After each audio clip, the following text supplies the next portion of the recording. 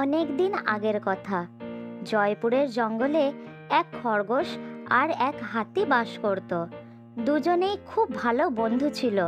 তারা একসাথে খেলতো, একসাথে খাবার খেত এবং একসাথে বাসও করত। তারা দুজন অনেক দূর পর্যন্ত একসাথে ঘুরতে যেত। হাতির মতো বন্ধু থাকার কারণে খরগোশের কোনো চিন্তা ছিল না। সে খুব আরামে হাতির পিঠে চেপে সারা জঙ্গলে ঘুরে বেড়াতো। খরগোশ খুব আনন্দের সঙ্গে যেখানে যেতে চাইতো গান গাইতে গাইতে হাতির পিঠে চড়ে চলে যেত। জঙ্গলের সমস্ত পশুরা তাদের দুজনের বন্ধুত্ব দেখে আশ্চর্য হয়ে যেত। এইভাবেই হাতি আর খরগোশের জীবন খুব আনন্দের সঙ্গে কাটছিল।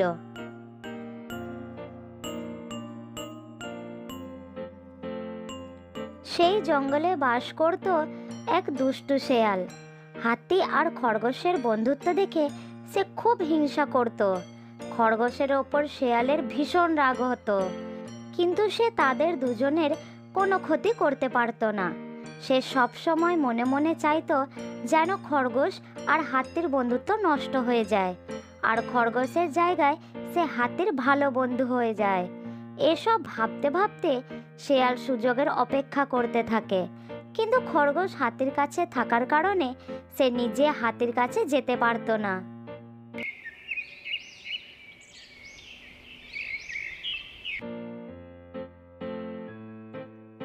একদিন শেয়াল হাতির কাছে যাওয়ার সুযোগ পেয়ে যায়। খরগোশ কোনো কাজে জঙ্গলের ভেতরে গিয়েছিল। হাতি একলাই একটি গাছের নিচে দাঁড়িয়েছিল। শেয়াল ধীরে ধীরে হাতির দিকে এগিয়ে যায় আর তাকে বলে, হাতি রাজা, তোমার শরীর তো অনেক বড়, তুমি খুব বুদ্ধিমান আর অনেক বেশি শক্তিশালী। তার সত্ত্বেও একটি ছোট্ট খরগোশকে তোমার বন্ধু বানিয়েছ। কোথায় তুমি আর কোথায় ওই তুচ্ছ খরগোশ? তোমার সঙ্গে তার কোনো তুলনাই চলে না। কিন্তু তুমি কি জানো যে জঙ্গলের সমস্ত পশুরা তোমাদের দুজনের বন্ধুত্ব নিয়ে কত হাসি মজা করে? এটা তুমি কি বলছো শিয়াল ভাই? খরগোশ আমার অনেক ভালো বন্ধু, সে সবসময় আমার সঙ্গেই থাকে। একসঙ্গে থেকে কি লাভ? সে কখনোই তোমাকে কোনো কাজে সাহায্য করতে পারবে না।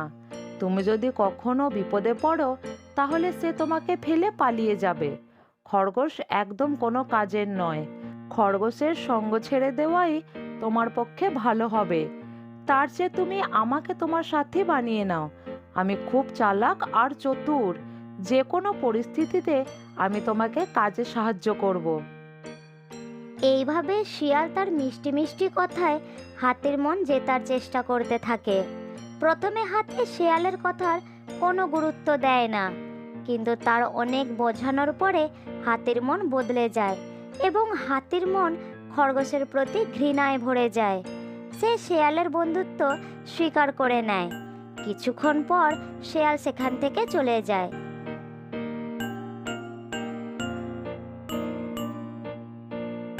এদিকে খরগোশ নিজের কাজ শেষ করে হাসি খুশি মনে হাতির কাছে আসে।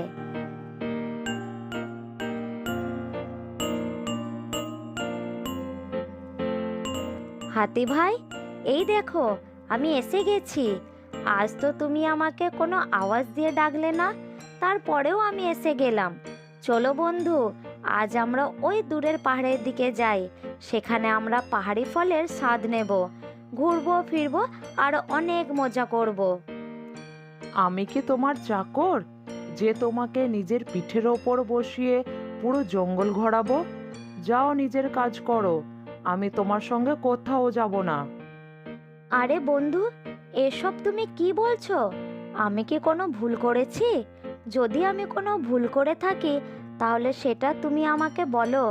আমি আমার ভুলের জন্য ক্ষমা চেয়ে নেব। ভুল তো তুমি করনি, আমি করেছি। আমি তোমার সঙ্গে বন্ধুত্ব করেছি, এটাই আমার ভুল।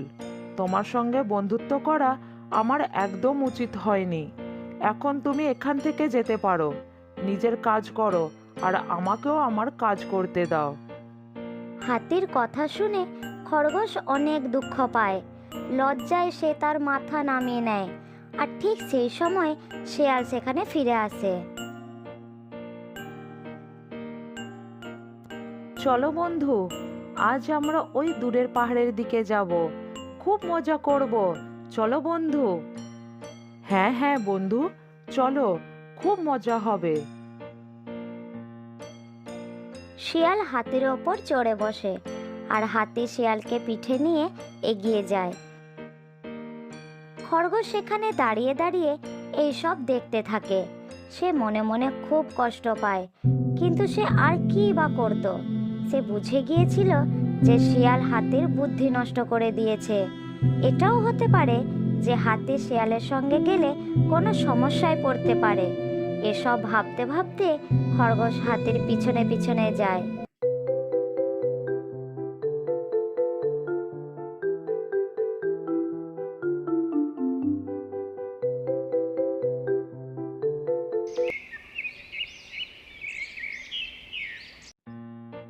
এইভাবেই কয়েকটা দিন পার হয়ে যায়।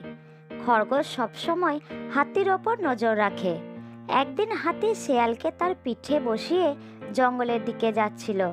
হাতি রোজ এই রাস্তা দিয়েই জঙ্গলের ভেতরে যেত। তাই কয়েকজন শিকারী হাতিকে ফাঁসানোর জন্য সেই রাস্তায় গর্ত করে রেখে দেয়, আর সেই গর্তটিকে পাতা দিয়ে ঢেকে দেয়।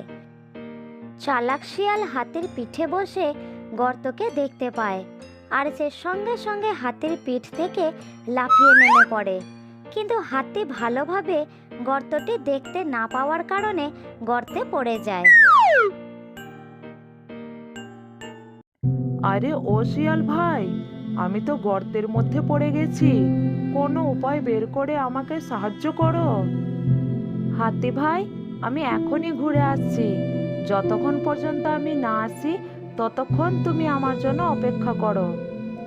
এ কথা বলে শিয়াল সেখান থেকে চলে যায়।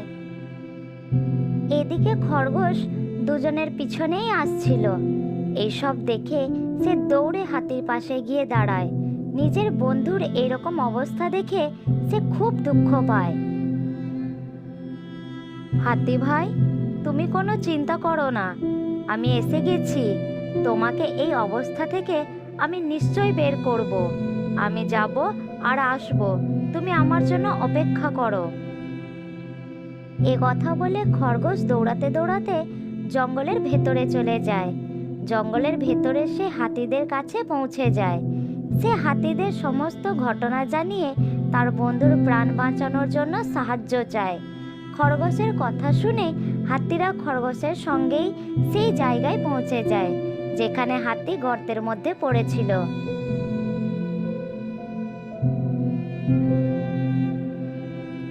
খরগোশ তার ধারালো দাঁত দিয়ে জাল কাটতে শুরু করে।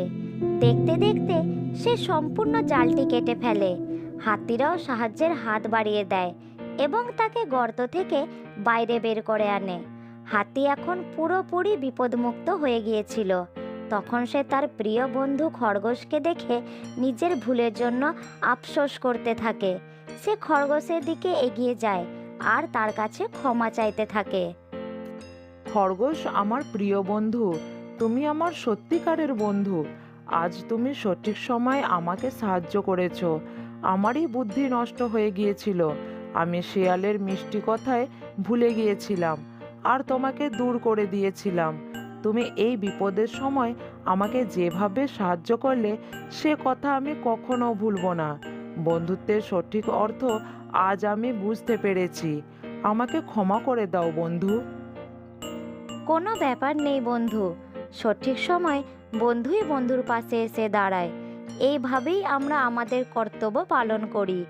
আজ আমি খুব খুশি যে আমার বন্ধু সঠিক রাস্তায় ফিরে এসেছে। সত্যিকারের বন্ধু সেই হয় যে প্রয়োজনের সময় পাশে এসে দাঁড়ায়। স্বার্থপর বন্ধুদের কখনোই বিশ্বাস করা উচিত নয়, সে তো সুযোগ বুঝে তার রং বদলে নেয়। আমাদের সত্যিকারের বন্ধুর ওপর বিশ্বাস রাখা জরুরি, আর অন্য কারো কথা শুনে নিজের বন্ধুর ওপর অবিশ্বাস করা উচিত নয়। হাতি সবাইকে ধন্যবাদ জানায় আর খুব যত্ন সহকারে খরগোশকে তার পিঠের ওপর বসিয়ে নেয়। তারপর গান গাইতে গাইতে জঙ্গলের দিকে এগিয়ে যায়। ধূর্ত শিয়াল এই দৃশ্য দেখে সব বুঝতে পেরে যায় আর সেখান থেকে চলে যায়।